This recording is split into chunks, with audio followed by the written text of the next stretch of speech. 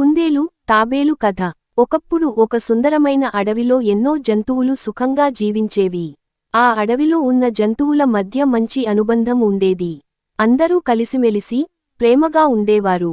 వాటిలో రెండు ప్రత్యేకమైన జంతువులు కుందేలు, తాబేలు. కుందేలు చాలా చురుకైన జీవి. వేగంగా పరిగెత్తగలగడం దాని గొప్పతనం. అడవిలో ఎవరికైనా ఒక పని త్వరగా చేయించుకోవాలంటే కుందేలను ఆశ్రయించేవారు. కుందేలు తన వేగంపై ఎంతో గర్వించేది. క్రమంగా ఆ గర్వం అహంకారంగా మారిపోయింది. తాబేలు మాత్రం నెమ్మదిగా నడిచే జీవి. కాని అది చాలా ఓర్పుగా, స్థిరంగా తన పనులు చేసేది. ఎప్పుడూ ఎవరినీ తక్కువ అంచనా వేయదు, నిగ్రహంతో ఉండేది. దాని నడక నెమ్మదిగా ఉన్నా, అది ఎన్నటికీ ఆగదు, దారి మళ్ళదు. దాని లక్ష్యాన్ని చేరేవరకు ముందుకే సాగేది. ఒకసారి అడవిలోని జంతువులంతా కలిసి ఓ సమావేశం ఏర్పాటు చేశారు.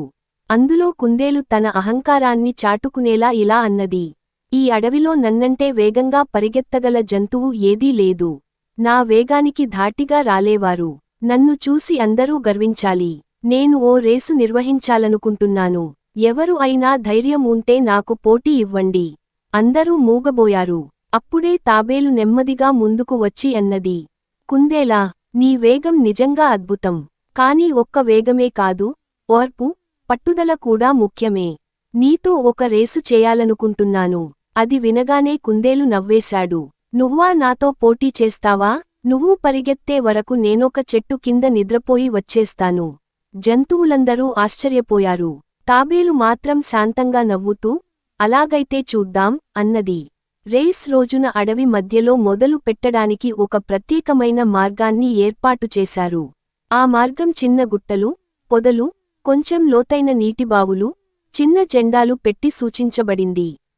చిరుతపులి జడ్జిగా ఉండి, తన గడియారంతో సమయాన్ని గమనించేందుకు సిద్ధమైంది. జంతువులంతా తరలివచ్చి పోటీని చూడడానికి సిద్ధమయ్యారు. ఉత్సాహం పూర్తి స్థాయిలో ఉంది. చిన్న జంతువులు చెట్లు ఎక్కి చూశారు. పక్షులు ఆకాశంలో చుట్టూ తిరుగుతున్నాయి. అందరి చూపు కుందేలు, తాబేలుపై ఉంది. పోటీ ప్రారంభమైంది. చిరుతపులి 3, 2, 1 పరిగెత్తండి అంటూ జెండా ఊపింది. కుందేలు మెరుపులా పరిగెత్తింది. మొదటి 10 అడుగుల్లోనే తాబేలు చాలా వెనుకబడిపోయింది. ఇది పోటీనా అని అహంకారంగా నవ్వుకుంటూ కుందేలు ముందుకు పరిగెత్తింది. ఇంకా చాలా దూరం ఉంది. తాబేలు కనీసం మధ్య వరకు రావాలంటే గంట పట్టాలి. అప్పటివరకు విశ్రాంతి తీసుకుంటే మేలు అని అనుకుంది. మధ్యలో ఓ నీడనిచ్చే చెట్టు కిందకు వచ్చి కుందేలు పడుకొని విశ్రాంతి తీసుకుంటూ నిద్రలోకి జారిపోయింది.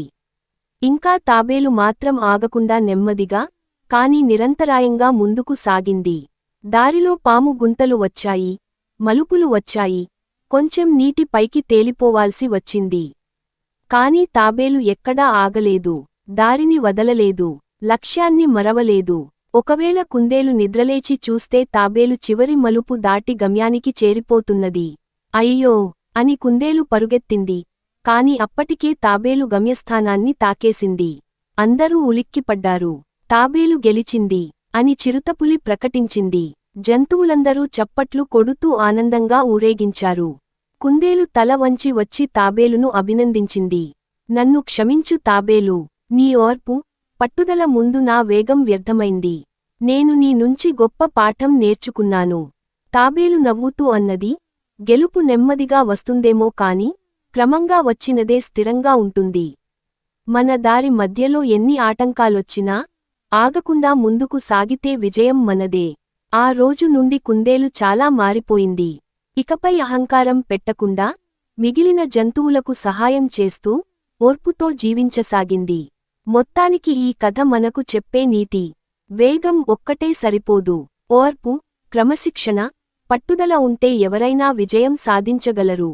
అహంకారం మన డౌన్ఫాల్ను తీసుకురాగలదు. శ్రమను తక్కువ అంచనా వేయకూడదు.